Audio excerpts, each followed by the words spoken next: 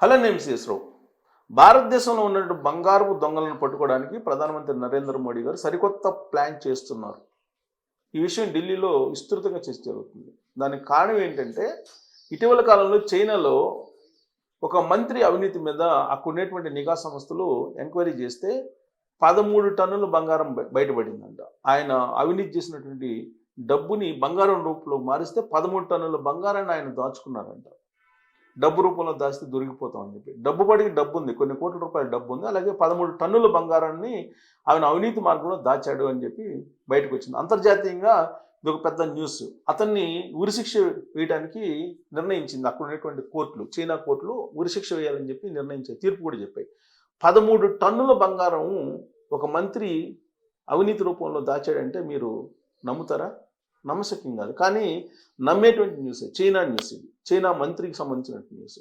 మరి భారతదేశంలో ఉండేటువంటి కొంతమంది మంత్రులు, కొంతమంది ఐఏఎస్లు, ఐపీఎస్లు, కొంతమంది ఉద్యోగులు ఎంత సంపాదించి ఎన్ని కిలోలు, ఎన్ని టన్నుల బంగారాన్ని వెనకేసుకున్నారో ఎవరికి అంతుపట్టదు. కారణం ఏంటంటే, ఇక్కడ చట్టాలు కానీ అద్దు పద్దు లేనటువంటి అవినీతి కానీ రాజ్యం వెళ్తుంది. ఇలాంటి పరిస్థితుల్లో భారతదేశంలో ఉన్న బంగారం దొంగలను కనుక పట్టుకోకపోతే భారత ఆర్థిక వ్యవస్థ ఎప్పటికీ 5వ స్థానంలోనే ఉంటుంది అనేది ఆర్థికవేత్తలు కొంతమంది చెప్తున్నారు. అందుకే భారతదేశంలో ఉండేటువంటి 32,000 టన్నుల బంగారాన్ని ఆర్థిక వ్యవస్థలోకి తీసుకురావాలి అనేటువంటి ఆలోచన ఎప్పటి నుంచో చేస్తున్నారు. కానీ దాన్ని కార్యరూపంలోకి తీసుకురావడమే కష్టం. ఎలా తీసుకురావాలి అనే దాని మీద తర్జన భర్జన పడుతూ ఉన్నారు ప్రధానమంత్రి నరేంద్ర మోడీ గారు చాలా కాలం నుంచి. నోట్ల రద్దు చేసి అవినీతి సొమ్ముని బయటికి తీసుకురావాలని ప్రయత్నం చేశారు, కానీ అది వర్కౌట్ కాలేదు. భారతదేశంలో అవినీతి లేకుండా చేయటం, లేదంటే బ్లాక్ మనీని బయటికి తీసుకురావడం అంత ఈజీ కాదు. నోట్ల రద్దు తర్వాతనే అవినీతి ఎక్కువైపోయింది, బ్లాక్ మనీ ఎక్కువైపోయింది, లిక్విడ్ మార్కెట్లో లేకుండా పోతుంది. పైగా బంగారం రూపంలో ఈ అవినీతి సొమ్ముని మార్చేసుకుని దాచుకునేటువంటి వాళ్ళ సంఖ్య పెరిగింది.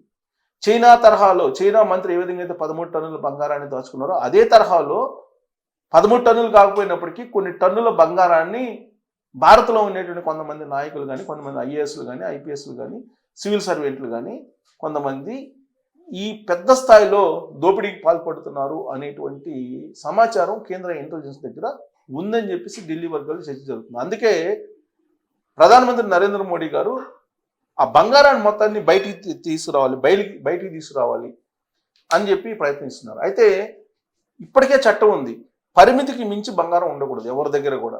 ఒకవేళ అంతకు మించినటువంటి బంగారం ఉంటే, పరిమితికి మించిన బంగారం ఉంటే లెక్క చెప్పాల్సిందే అనేటువంటి చట్టం ఉంది.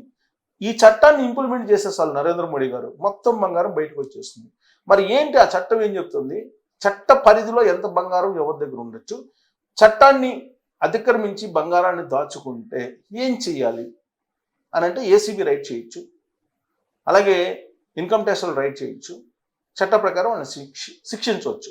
కానీ ఇప్పటి వరకు అలాంటి శిక్షలు ఎక్కడా మనం చూడలేదు. ఒక చట్టం అయితే ఉంది, కానీ ఆ చట్ట ప్రకారం శిక్షించినటువంటి దాఖలాలు ఎక్కడా లేవు, బంగారం పరిమితికి మించి ఉంది అని చెప్పి. మరి ఏం చెప్తుంది చట్టం అనేది నేను క్లుప్తంగా చదివి వినిపిస్తాను. అసలు ఆ చట్టం ఏం చెప్తుంది, ఎంత పరిమితి ఉండొచ్చు. ఇక్కడ చూడండి, ఇక్కడ మనం చూస్తే కనుక అసలు ఎంత ఉండొచ్చు అంటే నగల నిల్వలు, పరిమితులు, నిబంధనలు. భారతీయులకు బంగారంపై మోజెక్కే ఏ శుభకార్యాలైనా ఎంతో కొంత బంగారం కొనాల్సిందే. సంపన్న కుటుంబాలు అయితే చెప్పే పని లేదు. బంగారం వంటి విలువైన లోహాల కొనుగోలుకు శుభప్రదంగా భావించే అక్షయ తృతీయ, ధన త్రయోదశికి నగల దుకాణాలు కిటకిటలాడుతుంటాయి. ఆభరణాల కొనుగోళ్లకు లెక్కా పక్కా ఉన్నంత వరకు ఓకే, లేకపోతే ఆదాయ పన్ను శాఖ నుంచి తిప్పలు తప్పవు. మన దేశంలో బంగారము లేదా బంగారు ఆభరణాలు లేని ఇల్లే ఉండవంటే ఆశ్చర్యం లేదు. చిన్న మెత్తు బంగారమైన కొనందే ఇళ్లలో జరిగే ఏ శుభకార్యము పూర్తి కాదు.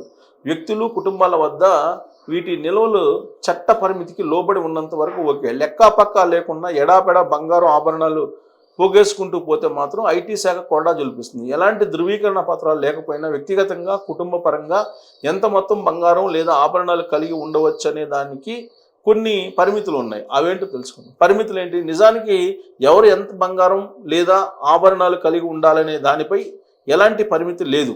కాకపోతే వీటిని తమ కష్టార్జితంతో సంపాదించినట్టు పన్ను చెల్లింపుదారులు ఐటీ అధికారులకు ఆధారాలతో సహా నిరూపించాలి. వారసత్వంగా వచ్చిన ఆభరణాలకు ఇది వర్తిస్తుంది.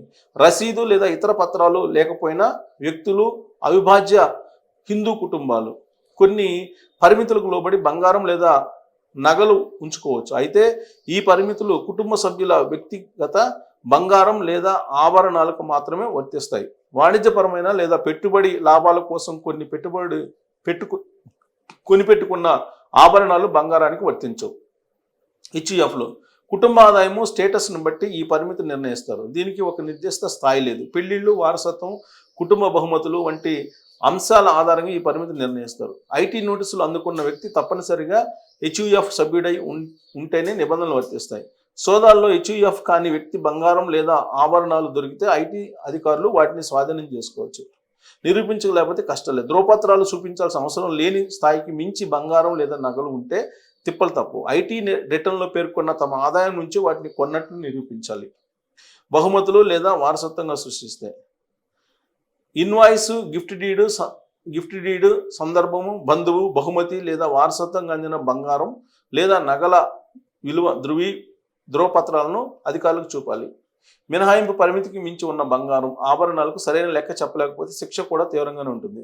సర్ఛార్జీ, సెస్సులతో కలిపి బంగారము, నగల విలువలో 60% పన్నుగా విధిస్తారు. అదనంగా వడ్డీ, జరిమానా కూడా తప్పవు. కొన్ని సందర్భాల్లో ఐటీ అధికారులు ఆ బంగారం, నగలు మొత్తాన్ని కూడా స్వాధీనం చేసుకోవచ్చు. మినహాయింపులు వర్తించని బంగారం, నగలు, పెట్టుబడి కోసం కొన్న బంగారము, గోల్డ్ ఈటీఎఫ్లు, నిల్వ చేసిన బంగారు బిస్కెట్లు, నాణ్యాలు, కడ్డీలు, సరైన ఆర్థిక వివరాలు లేకుండా ట్రేడింగ్, స్పెక్యులేషన్ కోసం నిల్వ చేసిన బంగారం, నగలు. ఇంట్లో పెద్ద మొత్తంలో బంగారం లేదా నగలు ఉన్న వ్యక్తులు, అవిభాజ్య హిందూ కుటుంబాలు ఈ విషయాలు గుర్తుంచుకొని జాగ్రత్త పడాలి. ఈ విషయంలో ఏమాత్రం తేడా కనిపించినా ఉన్నదంతా ఐటీ అధికారులు ఊడ్చుకుపోయే ప్రమాదం ఉంది. సో ఎంత ఉండాలి? పెళ్లిగా అనేటువంటి వాళ్ళకి 1/2 కిలో ఉండొచ్చు బంగారం. వివాహితులకు, పెళ్ళి అయినటువంటి వాళ్ళకు 1/2 కిలో ఉండొచ్చు. పెళ్లి కానిటువంటి వాళ్ళకు 1/4 కిలో ఉండొచ్చు. పురుషులైతే 100 గ్రాములకు మించి ఉండకూడదు. ఇది నిబంధన. దీనికి మించి కనుక మీ దగ్గర బంగారం ఉంటే ఖచ్చితంగా మీరు లెక్క చూపాల్సి వస్తుంది. లెక్క చూపకపోతే లెక్క చూపనంతా కూడా మీరు చట్టవిరుద్ధంగా సంపాదించినటువంటిది అవుతుంది. అయితే ఇప్పుడు 32,000 టన్నుల బంగారం భారతదేశంలో ఉంది కుటుంబాల దగ్గర అనేది అనధికారికంగా కేంద్ర ప్రభుత్వం దగ్గర ఉన్నటువంటి సమాచారం. మరి ఇది బయటికి రావాలంటే ఏంటి? చట్టాన్ని మార్చాలా లేదా ఉన్న చట్టాన్ని ఇంప్లిమెంట్ చేస్తే సరిపోతుందా? అసలు కొన్ని అవినీతికరమైనటువంటి కార్యక్రమాలు చేసేటువంటి వాళ్ళు ఇప్పుడు బంగారాన్ని కొనుగోలు చేసి నిల్వ చేస్తున్నారు, డబ్బు కాకుండా. ఎందుకంటే 500 రూపాయల నోటు ఎప్పుడైనా రద్దు అవుతుంది అనేటువంటి ఉద్దేశంతో. కాబట్టి దీన్ని అంతటినీ బయటికి తీసుకురావాలంటే ఏం చేయాలి అనే దాని మీద మీరు కామెంట్ చేయొచ్చు. Thank you.